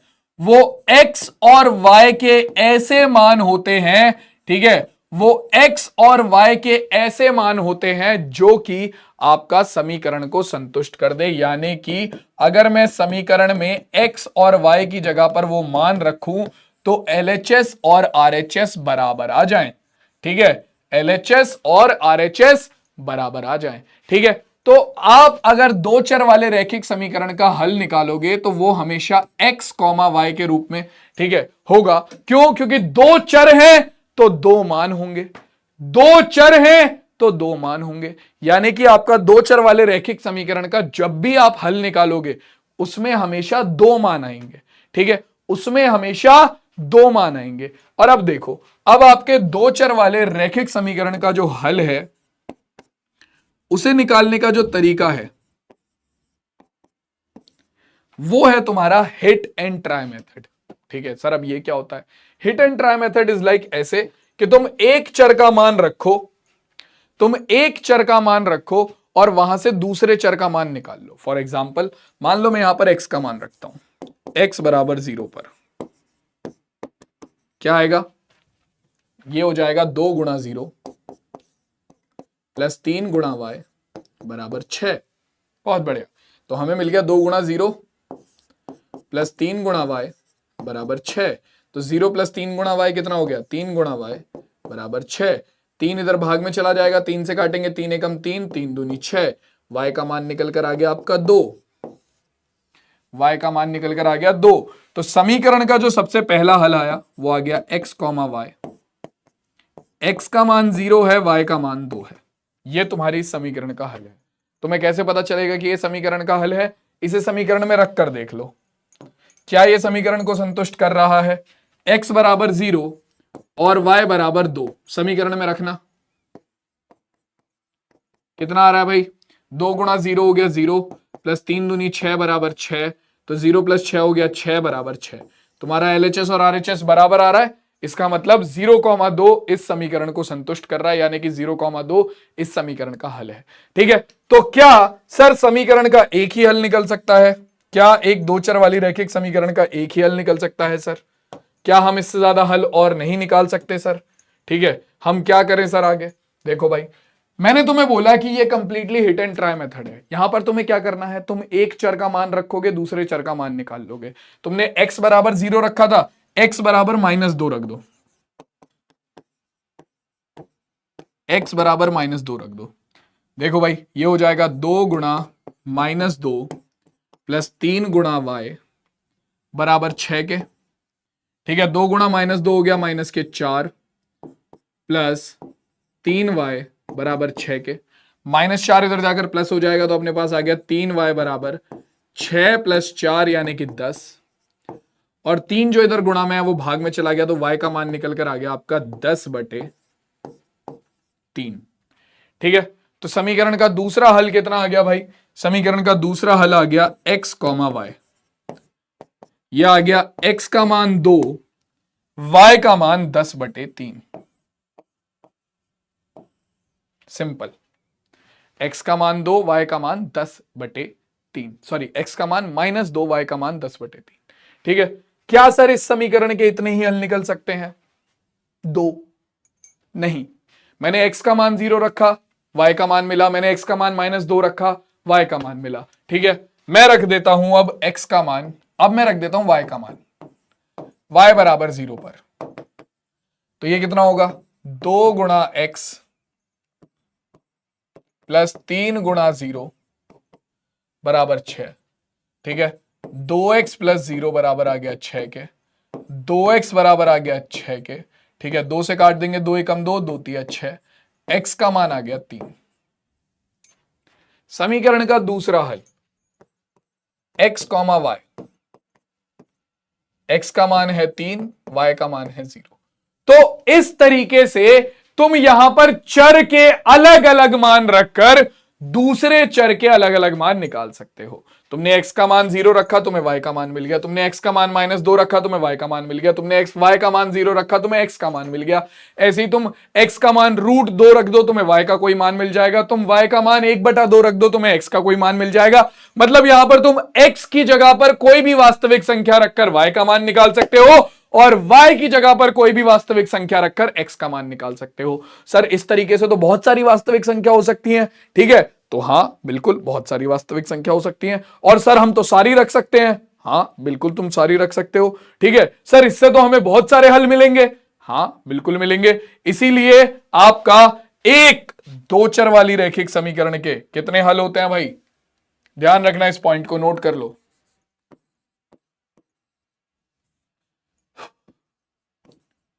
दो चर वाली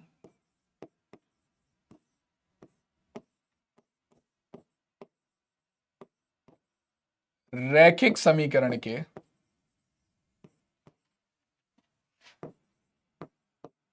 कि अपरिमित रूप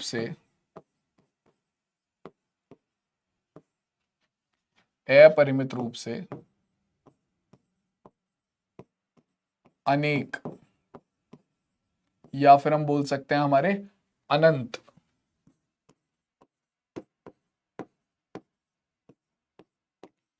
हल होते हैं। ठीक है, तो आपकी एक दो चर वाली रैखिक समीकरण के अपरिमित रूप से अनेक हल होते हैं, या फिर हम कह सकते हैं कि हमारे अनंत हल होते हैं। ठीक है, समझ में आ गया सबको? ये हल निकालते कैसे हैं ये भी समझ में आ गया, हल निकालते कैसे हैं ये भी समझ में आ गया। देखो जरा, जैसे कि अब ये दे रखा है, बताओ भाई, आपका √2x + 5√y एक रैखिक समीकरण है। यह कथन सत्य है, असत्य है, ए और बी दोनों, या फिर नहीं बताया जा सकता। तो अगर मैं इसमें देखूं तो √2x + 5√y, अब किसी भी संख्या के ऊपर स्क्वायर रूट है तो उसका मतलब क्या है, उस संख्या की घात 1/2। तो यानी कि यहां पर y की घात हो गई 1/2। ठीक है, +7 = 0। अब भैया जब चर की घात आपका 1 नहीं है, यहां पर तो चर की घात 1 है तो काम चल गया, यहां पर चर की घात 1 नहीं है, तो इसका मतलब सिंपल है कि भैया ये आपका क्या, ये आपका रैखिक समीकरण नहीं है। तो ये समीकरण एक रैखिक समीकरण है, यह कथन हमारा असत्य होगा। ऑप्शन नंबर बी इस क्वेश्चन का करेक्ट आंसर हो जाएगा। क्लियर है? देख लो एक बार, आ गया सबको समझ में? किसी को कोई डाउट तो नहीं है? चलो आगे बढ़ते हैं कहानी को लेकर। बताओ भाई, क्या कह रहा है कि यह समीकरण एक दो चर वाली रैखिक समीकरण है। सिंपल उठा लो समीकरण को, 2x + 5y + 7 = 0। तो अगर तुम यहां पर देखो तो तुम्हारा चर क्या है, x और y, दो चर हैं, दो चर हैं, दोनों चरों की जो घात है वो कितनी है, दोनों चरों की जो घात है वो 1 है। तो भैया जब हमारे पास दो प्रकार के चर हो और दोनों चरों की घात 1 हो तो वो दो चर वाली रैखिक समीकरण होती है। तो यानी कि बिल्कुल यह कथन हमारा बिल्कुल सत्य है कि यह समीकरण एक दो चर वाली रैखिक समीकरण है। ठीक है, क्लियर हो गई बात? बेसिक सबको समझ में आ गया अब तक? जल्दी से बताओ, यहां तक की कहानी सबको क्लियर है? चलो जी, अब आगे बढ़ते हैं और हमारा समीकरणों के हल के बारे में बात करते हैं। जैसे कि अब यहां पर देखो, ये हमसे कह रहा है कि x = 2 और y = -1 इस दी गई समीकरण के क्या है, हल है। तब k का मान निकालो। अब देखो, समीकरण के हल का मतलब क्या होता है कि अगर तुम x और y के मान को उठाकर इन समीकरणों में रख दोगे तब भी आपके LHS और RHS बराबर रहेंगे। समीकरण का हल यही होता है। ठीक है, समीकरण के हल का क्या काम होता है कि जब तुम उसे समीकरण में रखो तो वो LHS और RHS को बराबर ले आए। ठीक है, और ये तो हमसे कह रहा है कि ये इस समीकरण का हल है। ठीक है, समीकरण का हल है मतलब अगर मैं इसे इस समीकरण में उठाकर रख दूंगा तो LHS और RHS बराबर आने चाहिए। तो बस कर दो अपना काम, x और y की जगह पर ये मान उठाकर रख दो। x की जगह पर 2, तो 2 × x है तो 2 × 2 हो गया, प्लस y की जगह पर -1 तो y -1 -3 के बराबर 0, 2 दूनी 4, प्लस माइनस माइनस के 1 -3 के बराबर 0, तो 4 - 1 हो गया अपना 3, -3 के बराबर 0। ठीक है, प्लस का 3 इधर जाकर -3 हो जाएगा, माइनस के 3 के बराबर आ गया 0, -3 हो गया -3, -3 इधर भाग में चला जाएगा तो -3 बटे में, ये जो -3 इधर गुणा में है ये भाग में चला जाएगा, बटे में -3 आ गया। ठीक है, यहां पर आपका माइनस से माइनस कट गया, 3 एकम 3, 3 एकम 3, अपने पास कितना आ गया, अपने पास आ गया 1/1, यानी कि k का मान निकल कर आ गया आपका 1। ये फाइनल आंसर है, k का मान आ गया 1। कौन सा ऑप्शन करेक्ट है? ऑप्शन नंबर बी, k = 1 इस क्वेश्चन का करेक्ट आंसर होगा। अब तुमने देखा कि हमारे जो दो चर वाले रैखिक समीकरण थे, ठीक है, उनके जो हल आते हैं वो x, y के रूप में आते हैं। ये चीज तुमने नोटिस करी अभी थोड़ी देर पहले मैंने समझाया। ठीक है, आपके दो चर वाले रैखिक समीकरण के जो हल आते हैं वो x, y के रूप में आते हैं। ठीक है, अब इन्हीं हलों को हमने जो पिछला चैप्टर था उसे पढ़ा था। ठीक है, उसका नाम था निर्देशांक ज्यामिति।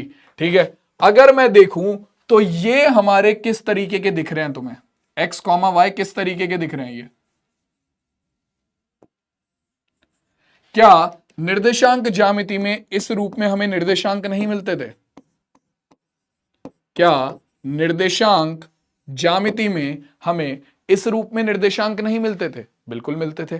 तो अब हम क्या करेंगे, इन्हीं दो चर वाले रैखिक समीकरणों के हलों का इस्तेमाल करके उनका क्या बनाएंगे, उनका आलेख बनाएंगे। क्या बनाएंगे भैया, आलेख बनाएंगे। अब देखो भैया, आलेख बनाना, जो मैं यही समीकरण उठा लेता हूं, किसी भी दो चर वाले रैखिक समीकरण का आलेख बनाने के लिए उसका नाम देखो। सबसे पहले तो दो चर वाले रैखिक समीकरण का आलेख जो होता है वो एक सरल रेखा होता है।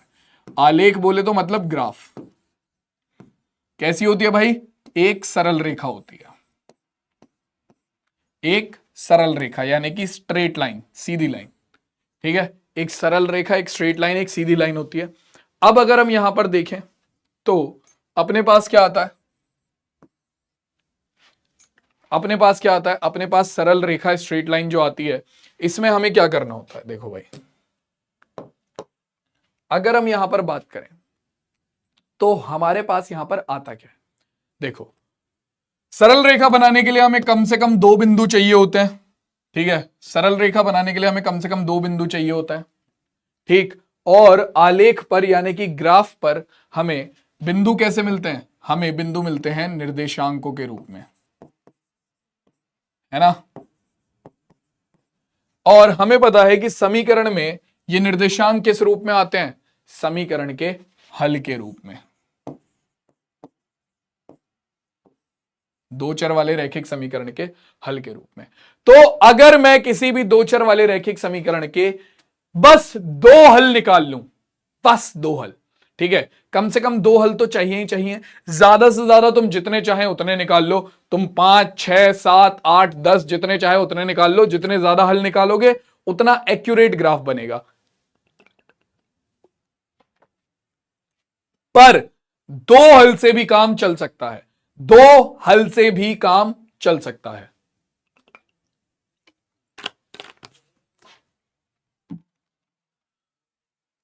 तो अगर मैं देखूं यहां पर, जैसे कि मान लो ये वाली समीकरण है, तो मुझे इसका चार हल ज्ञात करने हैं। ठीक है, और उसके बाद इसका आलेख भी बनाना है। ठीक है, तो चार हल अगर मैं निकालने चाहूं तो मुझे समीकरण पता है, x प्लस 2y बराबर 6। तो इसके चार हल निकालने के लिए मैं यहां पर क्या करूंगा, एक चर के अलग अलग मान रखूंगा और दूसरे चर के मान निकालता जाऊंगा। सबसे पहला x बराबर 0 पर,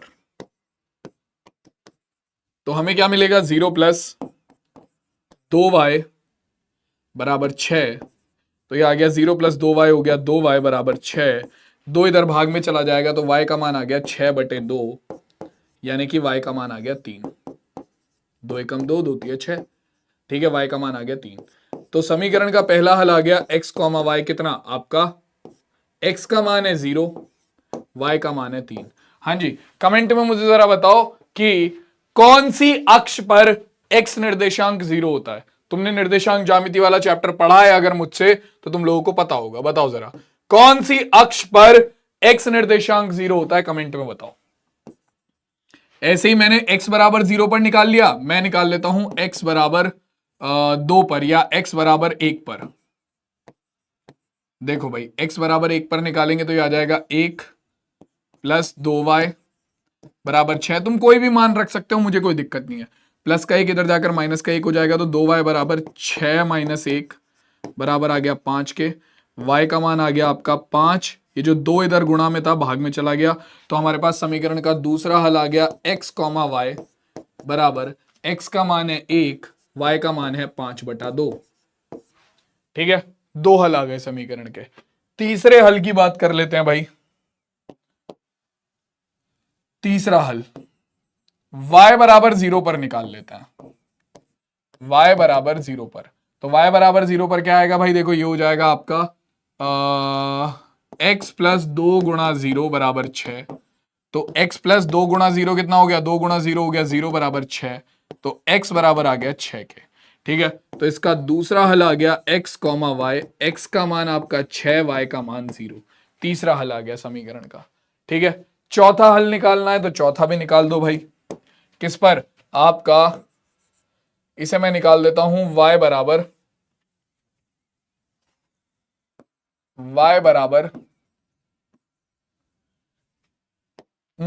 किस पे निकालें बताओ।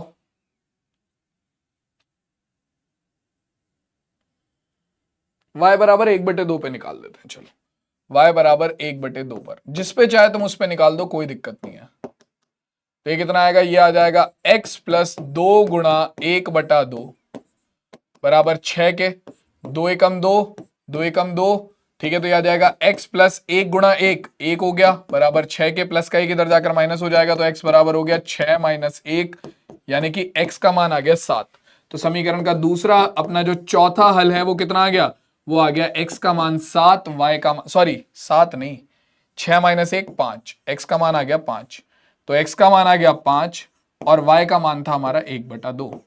ये लो भाई, तो ये समीकरण का तुम्हारा चौथा हल हो गया और ये तुम्हारा फाइनल आंसर हो गया। तो किसी भी समीकरण के तुम 4, 5, 10, 20 जितने चाहे उतने हल निकाल सकते हो। तुम समीकरण में क्या करो, एक चर का मान रखो और दूसरे चर का मान निकालते जाओ, छुट्टी। ठीक है, क्लियर हो गई बात, समझ में आ गया। अब इसके आलेख के बारे में बात कर लेते हैं। ठीक है, तो देखो आलेख बनाने के लिए जैसा कि मैंने तुम्हें बोला कि हमें ज्यादा से कम 2 बिंदु चाहिए, ज्यादा से ज्यादा हम जितने चाहें उतने बिंदु ले सकते हैं। कम से कम 2 बिंदु जरूर चाहिए, उससे कम में तो काम चलेगा नहीं। ठीक है, हमें पता है कि जो हमारी आलेख बनाने के लिए निर्देशांक ज्यामिति है उसमें हमें 2 अक्ष चाहिए होती हैं। एक हमारी x अक्ष होती है जो कि ये लेटी हुई अक्ष है, ठीक है। दूसरी हमारी y अक्ष होती है, ये जो खड़ी हुई ऊर्ध्वाधर अक्ष है। ठीक है, हमारी जो ये लेटी हुई अक्ष है x डैश, ये है आपकी क्या, ये है आपकी x अक्ष, और वहीं पर आपकी ये जो y डैश है, ठीक है, ये है हमारी y अक्ष। ठीक है, ये मूल बिंदु हो गया। अब हमें जो बिंदु दर्शाने हैं उन्हें मैं यहां पर साइड में लिख लेता हूं। पहला बिंदु है आपका कौन सा, आपका पहला बिंदु है 0,3,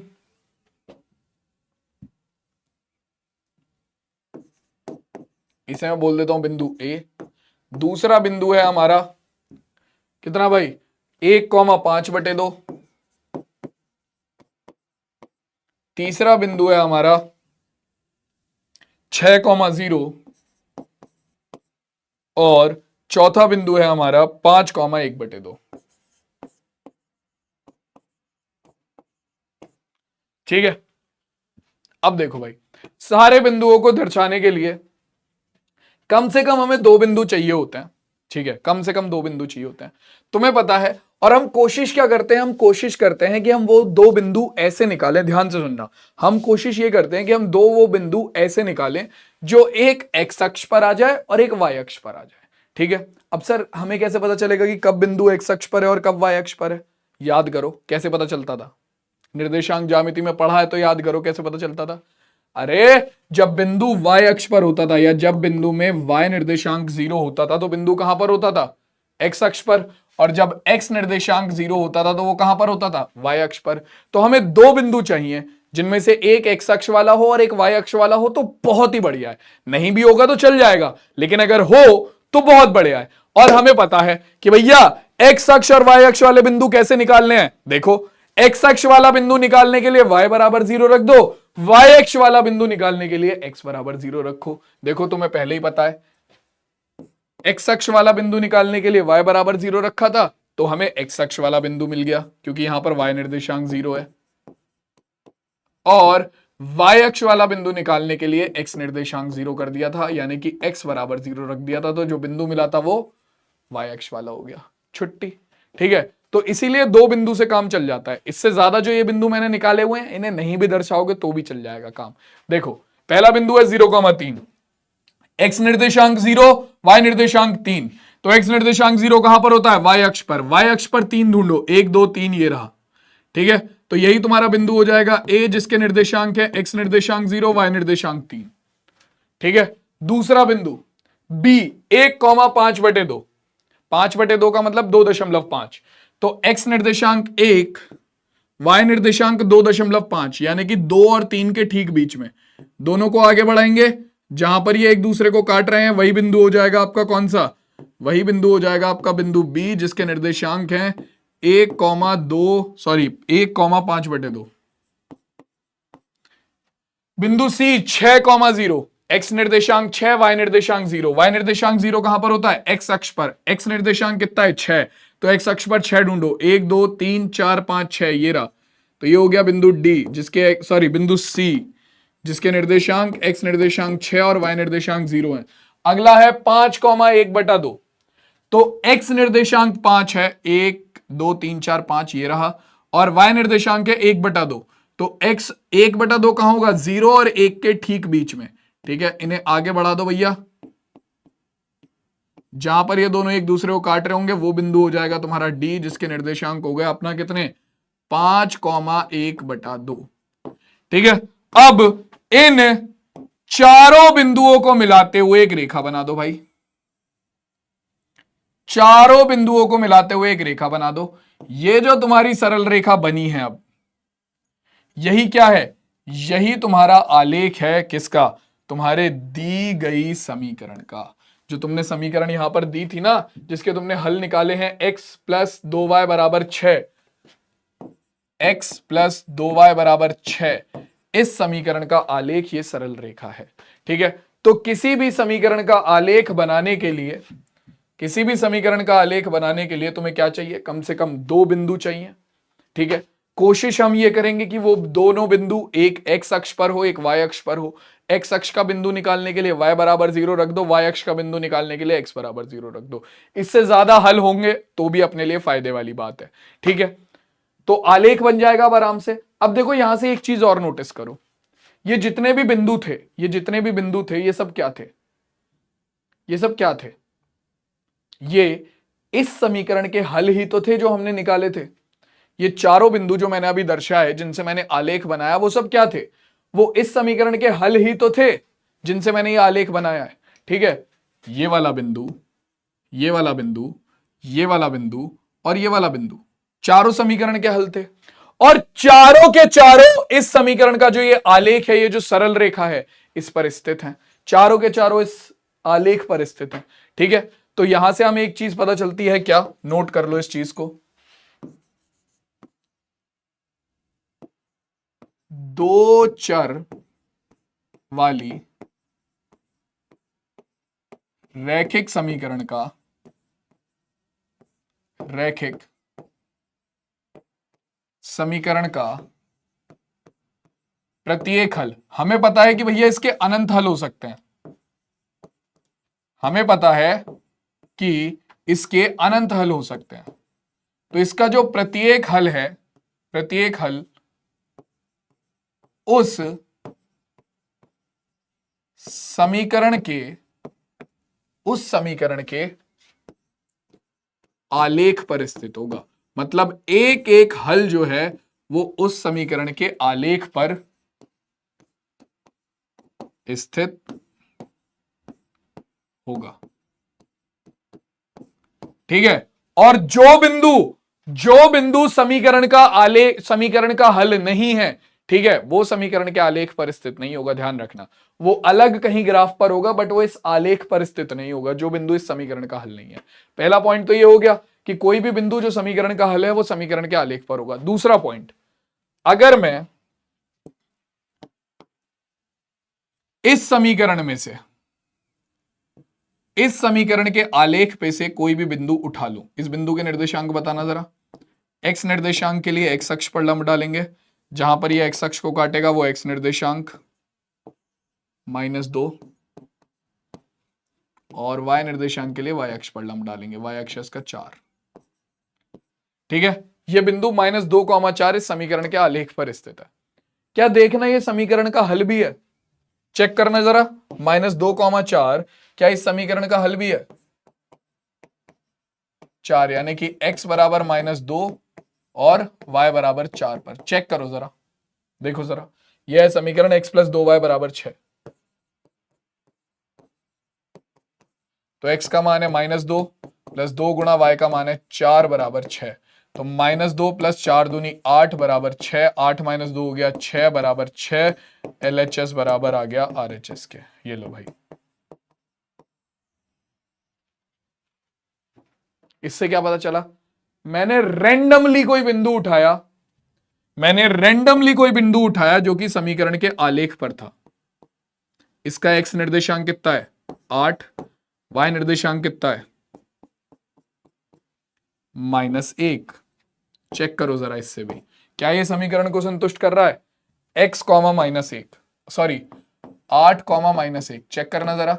तो ये हो जाएगा x बराबर 8, y बराबर -1 रखो इस समीकरण में। तो 8 प्लस 2 गुणा 8 प्लस 2 गुणा -1 बराबर 6 के। तो 8 2 एकम 2 बराबर 6, 8 - 2 कितना हो गया 6 बराबर 6। LHS बराबर RHS। मैं क्या कर रहा हूं, मैं क्या कर रहा हूं, मैं क्या कर रहा हूं, मैं कुछ नहीं कर रहा। मैंने जो ये समीकरण का आलेख बनाया था उससे रेंडमली मैं बिंदु उठा रहा हूं, ठीक है। उस आलेख पर से मैं रेंडमली बिंदु उठा रहा हूं। मैंने ये वाला बिंदु उठाया, वो भी समीकरण का हल निकला क्योंकि वो भी समीकरण को संतुष्ट कर रहा था। मैंने ये बिंदु उठाया, वो भी समीकरण का हल निकला क्योंकि वो भी समीकरण को संतुष्ट कर रहा था। मैं ये बिंदु भी उठाऊंगा जो कि तुम्हारा है -4,5। चेक कर लो, -4,5 चेक कर लो, ये भी तुम्हारा समीकरण का हल होगा, ठीक है। क्यों? क्योंकि यहां से हमें एक और पॉइंट पता चलता है, क्या कि दो चर वाले रैखिक समीकरण के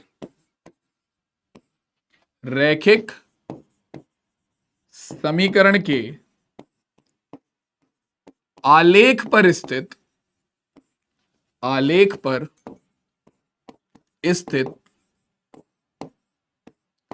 प्रत्येक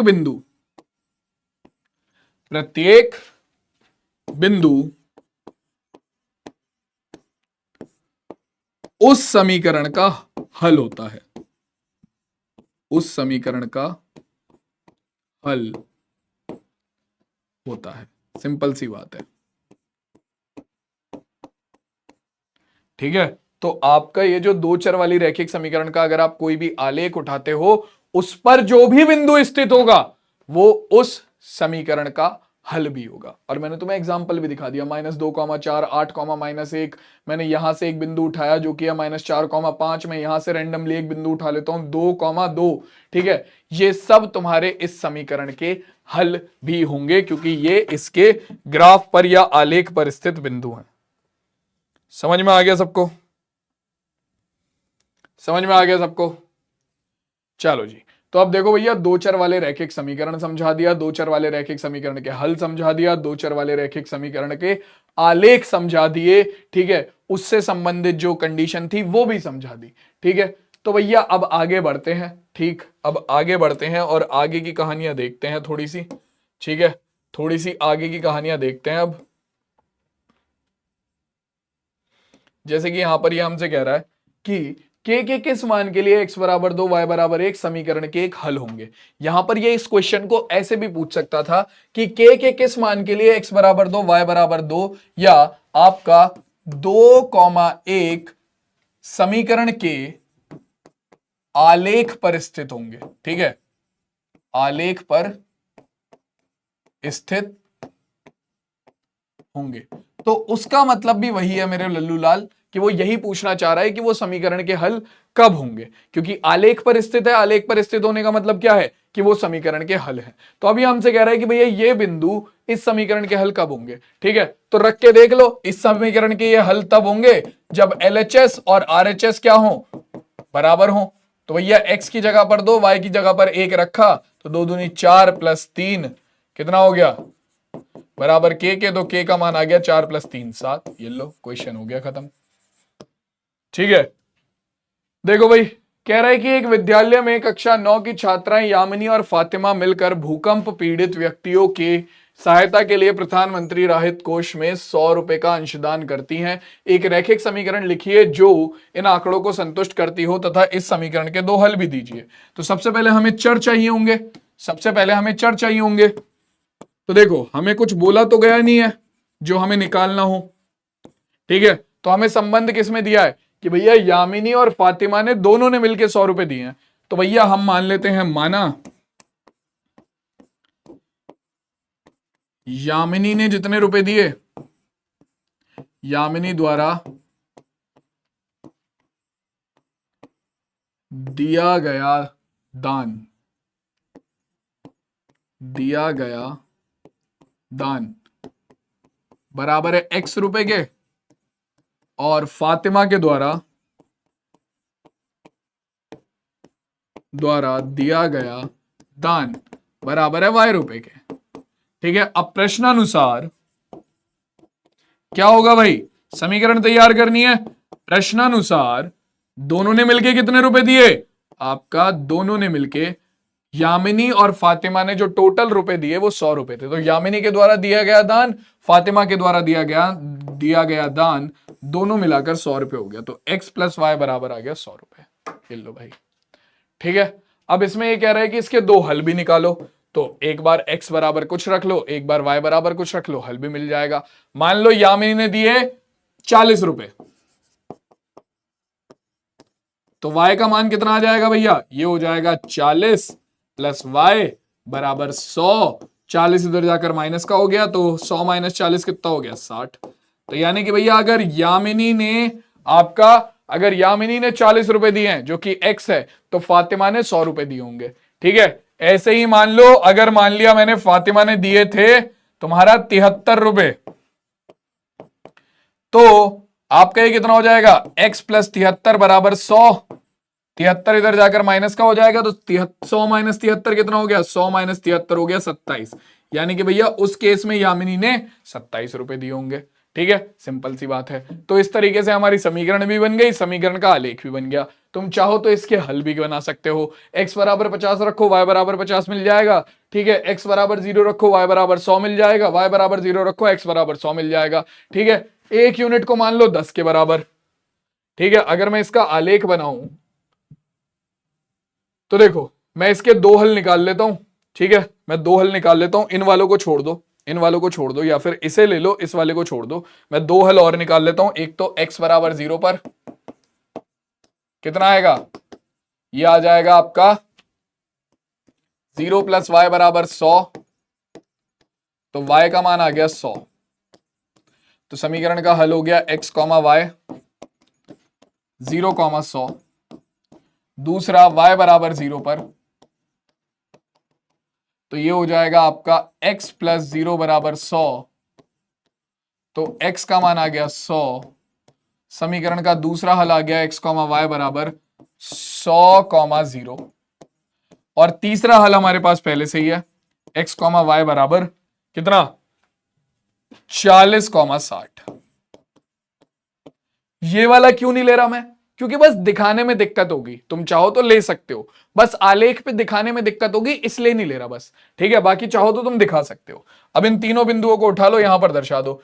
एक बिंदु तुम्हारा 10 के बराबर है, ऐसा समझो कि एक बिंदु जो है वो तुम्हारा 10 के बराबर है, सिंपल। ठीक है, यानी कि ये तुम्हारा 0 है, फिर ये 10, ये 20, ये 30, फिर ये 40, उसके बाद ये 50, फिर ये 60, फिर ये 70, 80, 90, 100, 110, 120, ऐसे ही चलता रहेगा। ऐसे इधर -10, -20, ठीक है, ऐसे इधर 10, 20, 30, 40, 50, 60, 70, 80, 90, 100, 110, -10, -20, -30, और कहानी आगे तक चलती रहेगी। ठीक है, अब इसका आलेख बनाना है। देखो जरा, बिंदु क्या है, सबसे पहला बिंदु है हमारा 0,100। तो x निर्देशांक 0 कहां पर आता है, y अक्ष पर। तो ये हो गया आपका x निर्देशांक 0, y निर्देशांक 100। तो ये रहा भैया बिंदु, y अक्ष पर हमने 100 को ढूंढा, x निर्देशांक 0, y निर्देशांक 100, ये रहा बिंदु 0,100। दूसरा बिंदु है 100,0। तो x निर्देशांक है 100, तो x अक्ष पर 100 को ढूंढा, y निर्देशांक 0 यानी कि बिंदु x अक्ष पर ही होगा। तो ये हो गया 100,0। ठीक है, और अगला बिंदु है कितना, 40,60। तो x निर्देशांक 40 ये रहा, y निर्देशांक 60 ये रहा। दोनों को आगे बढ़ाएंगे, जहां पर ये एक दूसरे को काटेंगे वो आ गया बिंदु C, जिसके निर्देशांक हो गए 40,60। इन दोनों को मिला, इन तीनों को मिलाते हुए एक आलेख बना दो या एक रेखा बना दो, वही तुम्हारी क्या हो जाएगी, ये लो भाई, ये रहा, ये तुम्हारी इस दी गई समीकरण का आलेख तैयार हो गया भाई। ये लो, ये तुम्हारी इस दी गई समीकरण का, दो चर वाली रैखिक समीकरण का आलेख तैयार हो गया। तो भाई देखो, आज की क्लास में मैंने तुम्हें दो चर वाले रैखिक समीकरण क्या होते हैं, ठीक है, दो चर वाले रैखिक समीकरण का आलेख कैसे बनता है, दो चर वाले रैखिक समीकरण के हल कितने होते हैं, किस तरीके से निकाले जाते हैं, वो सब समझा दिया है। ठीक है, तो अब आज की क्लास को हम लोग यहीं पर एंड करते हैं। मैं तुमसे मिलूंगा सीधा नेक्स्ट क्लास में। ठीक है, अब नेक्स्ट सीरीज जो भी शुरू होगी क्लास 9th की उसमें। ठीक है, तब तक के लिए वेट करो, अपने बाकी के दोस्तों को भी बताओ। मिलते हैं सीधा नेक्स्ट क्लास में, तब तक ध्यान रखो, टेक केयर, टाटा और